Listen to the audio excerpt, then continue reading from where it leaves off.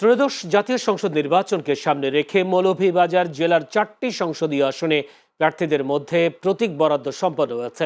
মৌলভীবাজার 4 আসনে স্বতন্ত্র প্রার্থী হিসেবে প্রতীক পেয়েছেন মহসিন মিয়া, তাকে বরাদ্দ দেওয়া হয়েছে ফুটবল প্রতীক। এদিকে সীমানা জটিলতায় তফসিল পরিবর্তন হওয়ায় পাবনা 1 ও 2 আসন ছাড়া পাবনা 3টি সংসদীয় আসনে প্রতীক বরাদ্দ পেয়েছেন মোট 18 জন প্রার্থী।